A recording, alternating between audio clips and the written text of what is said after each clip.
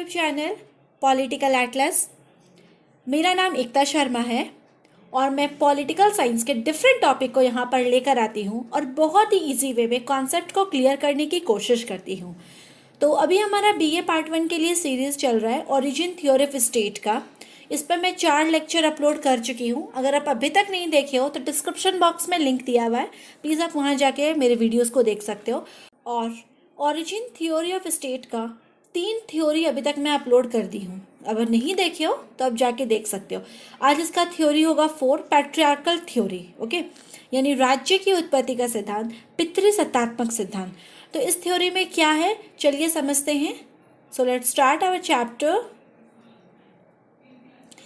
आज हम लोग डील करने वाले हैं राज्य की उत्पत्ति के सिद्धांत, पितृसत्तात्मक सिद्धांत में इन टॉपिक्स को। देखिए, सबसे पहले हम लोग देखेंगे कि पितृसत्तात्मक सिद्धांत का अर्थ क्या है और क्या उसकी मान्यताएं हैं। फिर हम लोग देखेंगे कि पितृसत्तात्मक सिद्धांत के समर्थक कौन कौन है, किस तरह से इसका समर्थन किया गया। नेक्स्ट हम लोग देखेंगे कि इस सिद्धांत की आलोचना किस आधार पर की गई। और लास्ट हम लोग आज डील करेंगे कि किस तरह से पितृसत्तात्मक सिद्धांत का महत्व है। तो ये 4 चीज़ें आज मैं पितृसत्तात्मक जो थ्योरी है उसके अंतर्गत रखूंगी और समझाने की कोशिश करूंगी, क्योंकि क्वेश्चन ऐसे आ सकता है आपका कि राज्य की उत्पत्ति का पितृसत्तात्मक सिद्धांत का आलोचनात्मक वर्णन करो, तो आपको इन सभी चीज़ों को उसमें लिखना पड़ेगा। तो चलिए अभी समझते हैं जल्दी से क्या है इसका अर्थ और मान्यताएं। देखिए, हाँ, तो क्या है ना इस सिद्धांत का अर्थ और मान्यताएं में। इस सिद्धांत के अनुसार यानी पितृसत्तात्मक सिद्धांत के अनुसार क्या था कि प्राचीन काल में समाज व्यक्तियों का समूह ना होकर परिवारों का समूह था। अब आप यहाँ पे पहले थोड़ा सा पीछे चले जाओ, जो मैं जितना थ्योरीज अभी तक बताई हूँ उस सभी चीज़ों को मैं एक बार यहाँ पे कोरिलेट कर देती हूँ। देखिए, हम लोगों ने क्या पढ़ा कि राज्य की उत्पत्ति के संबंध में सबसे पहले हम लोगों ने देखा डिवाइन थ्योरी यानी दैवीय उत्पत्ति का सिद्धांत। तो इस थ्योरी में था कि जो राज्य का जो निर्माण हुआ है वो कहीं ना कहीं ईश्वर की इच्छा से हुआ है और जो राजा है वो ईश्वर का प्रतिनिधि है। ठीक है, तब जाके यहाँ पे राज्य का निर्माण हुआ और वो उस पर शासन करता है। फिर हम लोगों ने देखा फोर्स थ्योरी यानी कि शक्ति सिद्धांत। इसमें हम लोगों ने समझा कि किस तरह से जिस व्यक्ति में शक्ति होगा, जो व्यक्ति शक्तिशाली होगा, वही राज्य का निर्माण कर सकता है और वही उस राज्य में शासन करेगा। थर्ड हम लोगों ने देखा सामाजिक समझौता सिद्धांत यानी सोशल कॉन्ट्रैक्ट थ्योरी। इसमें हम लोगों ने क्या समझा कि राज्य का जो निर्माण है कहीं ना कहीं व्यक्तियों ने आपस में मिलजुल कर एक म्यूचुअल अंडरस्टैंडिंग के थ्रू आपस में समझौता किया और अपने ऊपर शासन करने का अधिकार कहीं ना कहीं एक सामने वाली सभा को या सामने वाले व्यक्ति को सौंप दिया। और इस पे हम लोगों ने हॉब्स, लॉक एंड रूसो के विचारों को अच्छी तरह से पढ़ लिया है। तो ये हो गए राज्य की उत्पत्ति के संबंध में विभिन्न सिद्धांत। अब क्या है कि किस तरह से राज्य का निर्माण हुआ, तो उस समय क्या था, कहीं ना कहीं एक अन्य विचार भी सामने आ रहे थे कि राज्य का निर्माण इन सभी जो 3 सिद्धांत थे उसके अनुसार नहीं हुआ, बल्कि एक अलग ही विचार से हुआ है और वह है पितृसत्तात्मक सिद्धांत। यानी प्राचीन काल में जो हमारा समाज होगा, जो सोसाइटी होगा, वो वहाँ पे व्यक्तियों का जो ग्रुप है उससे नहीं बनेगा, बल्कि ये होगा ग्रुप ऑफ फैमिलीज। ठीक है, यानी परिवारों के समूह से। अब देखिए, परिवार तो व्यक्ति से तो अलग होता नहीं है, जहाँ व्यक्ति होंगे वहाँ परिवार होगा, लेकिन व्यक्तियों का समूह और परिवारों का समूह में काफ़ी ज़्यादा डिफरेंस है। व्यक्तियों का जो ग्रुप होता है वो कहीं ना कहीं 2-4 व्यक्ति आपस में मिलकर कि एक फैमिली का व्यक्ति 2 मिला, दूसरे फैमिली का 2 व्यक्ति है, तीसरे फैमिली का 2 व्यक्ति, तो ये यहाँ पे व्यक्तियों का ग्रुप हो जाता है। तो ये चीज नहीं होगी, बल्कि यहाँ पे परिवारों का समूह है, यानी एक परिवार के लोग मिलजुल कर रह रहे हैं, निवास कर रहे हैं, खान पान सब कुछ चल रहा है। तो एक तरह से एक परिवार का ग्रुप हो गया, एक ए फैमिली बनी, इसी तरह से बी फैमिली बनी, इसी तरह से सी फैमिली बनी। तो यहाँ जो समाज बनेगा, जो सोसाइटी बनेगा, A B C and another infinity तक जितने भी फैमिलीज जा रहे हैं उस तक वहाँ पे फैमिली का एक ग्रुप बन जाएगा, तब जाके सोसाइटी का डेवलप होगा और इसी सोसाइटी से हमारा स्टेट बनेगा। तो उसको आगे हम समझते हैं। ओके, यानी समाज का इकाई इस थ्योरी के अकॉर्डिंग, पैट्रियार्कल थ्योरी के अकॉर्डिंग, जो यूनिट होगा हमारा सोसाइटी का, जो इकाई होगा वह परिवार होगा, व्यक्ति नहीं होगा। पर्सन या इंडिविजुअल्स की बात यहाँ बिल्कुल भी नहीं हो रही। ओके, यहाँ आप समझ लो कि एक फैमिली को लेकर ही चलना है। ठीक है, तो समाज का इकाई बन गया परिवार। अब क्या था ना, उस समय जितने भी प्रारंभिक परिवार थे, यानी उस जमाने में प्राचीन काल में जितने भी फैमिलीज हुआ करते थे, कहीं ना कहीं फैमिली में जो फादर होता था उसका रोल काफी ज्यादा इंपॉर्टेंट होता था। यानी हम बोल सकते हैं कि पितृ प्रधान समाज। ठीक है, और जो पितृ प्रधान परिवार भी होता था। तो कहीं ना कहीं उन परिवारों में पिता की भूमिका सर्वोपरि होती थी, क्योंकि उस समय माता को अगर देखा जाए तो उतना ध्यान उनकी ओर नहीं दिया जाता था और उनको उतने अधिकार भी नहीं थे। इसीलिए कहीं ना कहीं पिता की भूमिका उन परिवारों में, प्रारंभिक परिवारों में रहा करती थी। और ये जो थ्योरी है कहीं ना कहीं इसी पे बेस्ड है। पितृसत्तात्मक सिद्धांत यानी जो सत्ता पे अधिकारी होगा वो पिता के संपत्ति के अकॉर्डिंग ही देखा जाएगा। मतलब पिता है तो पिता के बाद उसका बेटा हुआ, बेटा के बाद बेटा, बेटा के बाद बेटा। तो कहीं ना कहीं ये वंशावली भी होती है और ये पितृसत्तात्मक सिद्धांत है। यानी कि उसका जो मुखिया होगा, जो राज्य में शासन करेगा, देखा जाए तो वो पितृ प्रधान होगा। यानी यहाँ पे पिता की भूमिका होगी, एक पुरुष की भूमिका होगी, स्त्री की भूमिका बिल्कुल भी नहीं होगी। ठीक है, चलिए आगे देख लेते हैं क्या है। इस सिद्धांत के अनुसार प्रारंभ में परिवार था, जिसकी वृद्धि से जाति का उदय हुआ, फिर जाति से समुदाय बना और समुदाय से समाज का निर्माण हुआ और कालांतर में यही समाज ने राज्य का रूप ले लिया। अब मैं इसे बहुत ही इजी वे में समझाती हूँ। ये सभी जो लिखा हुआ लाइन में, इससे हटो, अब सीधे आप यहाँ पे आओ। क्या, सबसे शुरू में फैमिली हुआ करते थे। ठीक है, इस थ्योरी के अकॉर्डिंग सबसे पहले फैमिली होते थे। तो फैमिली में धीरे धीरे विकास हुआ, वृद्धि हुआ, तब जाके एक जाति का निर्माण हुआ। ठीक है, A family, B family, C family. A जो है एक कास्ट के लोग हैं, बी दूसरे कास्ट के लोग हैं, सी जो फैमिली है तीसरे कास्ट के लोग हैं। तो इस तरह से फैमिली का जब ग्रुप सामने आया तो अलग अलग कास्ट सामने आए। तो कहीं ना कहीं फैमिली से कास्ट का निर्माण हुआ, अलग अलग जातियां बनी। जब अलग अलग जातियां बन गई तो ए बी सी और डी, मान लीजिए 4 परिवार है। ठीक है, 4 फैमिली है, ए बी सी डी। और इसमें से एक जो फैमिली है और जो सी फैमिली है वो सेम कास्ट के है, और बी फैमिली और डी फैमिली सेम कास्ट के। तो सेम कास्ट वाले लोग अलग फैमिली के, डिफरेंट फैमिली के, लेकिन कास्ट सेम है। तो उससे क्या हुआ, जब कास्ट सेम है और लोग ज़्यादा है तो उससे कम्युनिटी का निर्माण हुआ। ठीक है, और धीरे धीरे जब कम्युनिटी का विकास होने लगा, जब बहुत ज़्यादा कास्ट में लोग आने लगे, बहुत ज़्यादा फैमिलीज़ का ग्रुप बनने लगा, कास्ट का ग्रुप बनने लगा, फिर कास्ट के ग्रुप के बाद जब बहुत ज़्यादा कम्युनिटीज़ बनने लगी, तब जाके कहीं ना कहीं एक सोसाइटी का निर्माण होता है और सोसाइटी से फिर फाइनली जाके स्टेट बनता है। यही है हमारा पितृसत्तात्मक सिद्धांत के अकॉर्डिंग। किस तरह से परिवार की भूमिका होती है, परिवार ही आधार होता है जो राज्य का निर्माण करता है। आई होप कि आपको समझ में आ रही होंगी बातें। नेक्स्ट है कि इस सिद्धांत के अनुसार आदिकाल में विवाह की प्रथा प्रचलित थी और पितृसत्तात्मक तत्व ही महत्वपूर्ण था। यानी अगर देखा जाए तो विवाह तो हर समय से ही होता आ रहा है। ठीक है, तो ये पहले भी था और कहीं ना कहीं पितृसत्तात्मक जो तत्व है, पिता की प्रधानता रहेगी सत्ता में, उस चीज को यहाँ पे माना गया। वंशावली जो होगी केवल पुरुषों से खोजी जाती थी। कहने का मतलब है जो पुरुष प्रधान होंगे, जो फैमिली में जो जेंट्स होते हैं ना, तो उन्हीं से यहाँ पे वंशावली समझा गया कि यानी कि जो फैमिली में जो भी जितने भी जेंट्स हैं तो वही सत्ता का शासन कर सकते हैं। जो लड़कियां होंगी, जो महिलाएं होंगी, उनको यहाँ पे शासन का कार्यभार संभालने का अधिकारी नहीं दिया गया।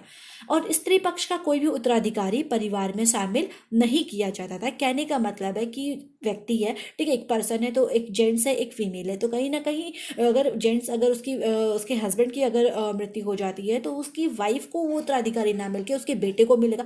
यानी उसकी बेटी भी अगर होगी तो वहां पे उसकी बेटी को उत्तराधिकारी ना मिलके बेटे को प्रधानता दिया जाएगा। तो कहीं ना कहीं जो महिलाओं की जो वहां पे स्थिति थी वो बिल्कुल भी अच्छी नहीं थी। उनको कोई भी तरह का परिवार में, मतलब कि शासन में उत्तराधिकारी नहीं माना जाता था। ठीक है, चलिए, और अंतिम सत्ता जो होगी वो पितृसत्तात्मक परिवार के प्रधान के मुखिया के हाथों में होगी। यानी कि जितना भी सत्ता वगैरह हो रहा है तो फाइनली पावर किसके हाथों में होगा, जो पितृसत्तात्मक परिवार के जो प्रधान मुखिया होंगे उन्हीं के हाथों में होंगे। और प्रधान मुखिया कौन होंगे, आदमी ही होगा, पुरुष होगा। ठीक है, तो फीमेल को यहाँ पे ऐड नहीं किया गया है। बस फीमेल जो भी होंगे वो फैमिली के एक सदस्य के रूप में आएंगे, लेकिन सत्ता के रूप में फीमेल को यहाँ पे कुछ भी ज़्यादा भी अहमियत नहीं दी गई है। ओके, अब हम लोग अपने नेक्स्ट टॉपिक पे आ जाते हैं, किस तरह से इस सिद्धांत का समर्थन किया गया है। तो यहाँ पे सर हेनरी मैन का नाम आता है, जिसने पैतृक सिद्धांत को, यानी पितृसत्तात्मक सिद्धांत को ही पैतृक सिद्धांत बोला जाता है। तो इस सिद्धांत का वह सबसे बड़ा समर्थक है। कौन है सिद्धांत का सबसे बड़ा समर्थक, सर हेनरी मैन। तो अगर कॉम्पिटिशन की तैयारी कर रहे हो, टीजीटी या फिर नेट वगैरह की भी तैयारी कर रहे हो, तो वहाँ से भी आपको क्वेश्चन आ सकते हैं कि पितृसत्तात्मक सिद्धांत के समर्थक में 4 ऑप्शन दिया रहेगा। तो अगर आपको सर हेनरी मैन का नाम याद है तो आप उससे वहाँ से अपने आंसर को ठीक कर सकते हो। ठीक है, तो ये हो गया supporter sir Henry man. Sir Henry man ने इस सिद्धांत की पुष्टि यूनानवासी हिब्रू जाति रोमवासियों और भारत में आर्यों के उदाहरण से की है। यानी उस समय क्या था ना कि यूनान में हिब्रू जाति उस समय प्रमुख था, तो उसमें कहीं ना कहीं परिवार को वहां पे सत्ता का सर्वोपरि माना जाता था, और रोम में भी ऐसे ही विचार थे सामने। और कहीं ना कहीं अगर हम भारत में देखें तो भारत में आर्य हुआ करते थे, और उस समय वहां पे ज्वाइंट फैमिली रहा करती थी, कुटुंब फैमिली वहां पे बनते थे, संयुक्त रूप से वहां पे कुटुंब का परिचालन था। तो कहीं ना कहीं इस कुटुंब से कहीं ना कहीं पिता की जो सत्ता है वो उसकी प्रमुखता सामने आई है। तो इसीलिए सर हेनरी मैन इन तीनों के देश के जितने भी जाति हैं या फिर जो भी हैं वहाँ के समाज के बारे में अध्ययन करते हुए इस सिद्धांत का समर्थन किया है सर हेनरी मैन ने। और इस सिद्धांत के दूसरे बड़े सपोर्टर फ्रांसीसी विचारक हैं जो डिग्विट है, जिसने भी इस सिद्धांत का सपोर्ट किया। तो इस सिद्धांत के सपोर्टर में दो नाम आएंगे, एक है सर हेनरी मैन और सेकंड आ जाएगा आपका डिग्विट। अब हम लोग अपने थर्ड टॉपिक पे आ जाते हैं, क्या है, पितृसत्तात्मक सिद्धांत की आलोचना किस आधार पर की गई है, यानी इसके आलोचक कौन रहे। इससे भी क्वेश्चन आपके कंपटीशन में आ जाता है। तो सबसे बड़ा आलोचक अगर हम लोग बोलेंगे पितृसत्तात्मक सिद्धांत का तो वह है मैक्लेनन, जेंक्स और मॉर्गन। तो ये काफी ज्यादा इंपॉर्टेंट है, आप इसको लिख लो, यहाँ पे नोट डाउन कर लो। मैक्लेनन, जेंक्स एंड मॉर्गन पितृसत्तात्मक सिद्धांत के आलोचक है, और हमारा सर हेनरी मैन एंड डिग्विट जो है इसके सपोर्टर है। तो इन तीनों के आधार पर इस सिद्धांत की काफी आलोचना की गई है, जिसके प्रमुख आधार बनते हैं, जिसे मैं एक एक करके रीड कर देती हूँ, आपको समझ में आ जाएगा। तो इन तीनों का कहना है कि यह जो सिद्धांत है सरल रूप में राज्य की उत्पत्ति की व्याख्या करता है, जो पैतृक सिद्धांत की सबसे बड़ी भूल है। कहने का मतलब है इस सिद्धांत ने क्या किया, पितृसत्तात्मक सिद्धांत ने क्या किया, राज्य की उत्पत्ति के बारे में जो भी विचार दिए बहुत ही इजी वे में दिया है, सिंपल वे में दिया है। तो कहीं ना कहीं इस सिद्धांत की एक दोष बन जाती है, ठीक है। क्योंकि क्या था ना, उस समय वास्तव में अगर देखा जाए तो प्रारंभिक जितने भी सामाजिक समुदाय थे तो उसका संगठन इतना आसानी से नहीं होता है जितना कि इस सिद्धांत के जो लोग हैं, जो समर्थक है, उन्होंने बताया है, ठीक है। दूसरी इसकी आलोचना है कि इस सिद्धांत के सबसे बड़े आलोचक कौन रहे, मैक्लेनन, जेंक्स और Morgan.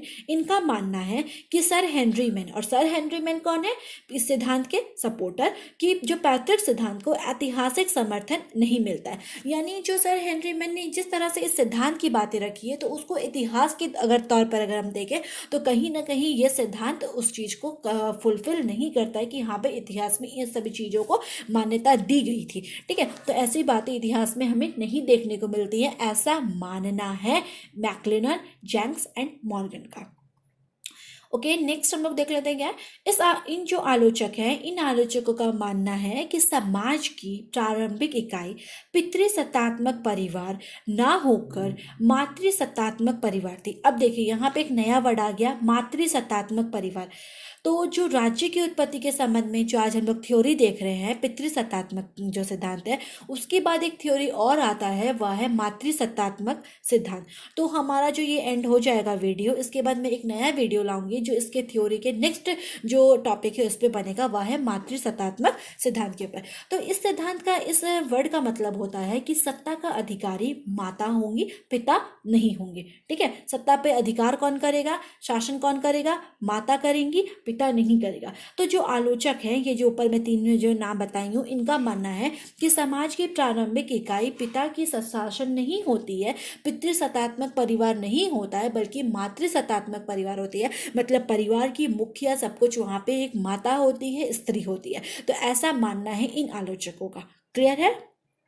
Next, sir Henry man जो सिद्धांत के समर्थक है, उनके अनुसार परिवारों ने एक वंश को जन्म दिया और वंशों से एक कबीला का जन्म हुआ। इसका मानना है कि पहले परिवार थे, प्रारंभिक इकाई तो भाई परिवार था, परिवार से एक वंश आया और वंश ने कहीं ना कहीं एक कबीले को या एक समुदाय को जन्म दिया।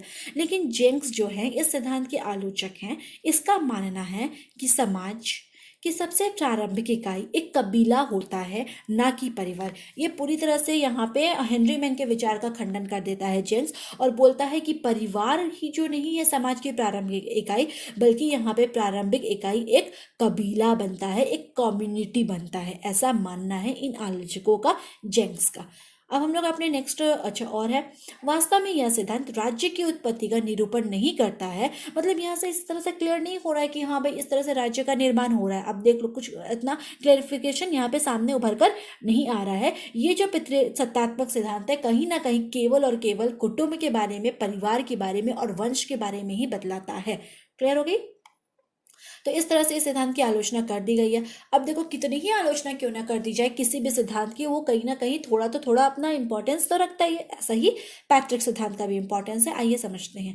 तो सबसे पहला है कि इसमें राज्य की उत्पत्ति में रक्त संबंधों की महत्ता स्पष्ट की गई है। यानी यहाँ पे ब्लड रिलेशन क्लियर हो जाता है कि किस तरह से ब्लड रिलेशन का इंपॉर्टेंस समाज में सामने आया है और राज्य की उत्पत्ति में ब्लड रिलेशन का इंपॉर्टेंस आया है। क्योंकि राज्य का जो निर्माण हो रहा है ब्लड रिलेशन के थ्रू हो रहा है। जैसा कि मैं समझाती हूँ, अगर कोई राज्य में शासन कर रहा है एक व्यक्ति, तो अगर उसकी मृत्यु हो जाती है, असमय मृत्यु हो चाहे युद्ध में मृत्यु हो, किसी भी टाइम अगर उसकी मृत्यु हो जाती है, तो उस सत्ता का शासन उसका बेटा संभालेगा और बेटा के बाद उसका बेटा, बेटा के बाद बेटा, बेटा बेटा, मतलब वो एज अ ब्लड रिलेशन चलता ही चलता जाएगा। ठीक है, उसकी फैमिली के अलावा कोई और जाके उस पर शासन नहीं करेगा। ठीक है, तो ये हो गया हमारा ब्लड रिलेशन की जो थ्योरी है, उसको यहाँ पे जनरेट किया गया है और इंपॉर्टेंस भी दिया गया है राज्य की उत्पत्ति में।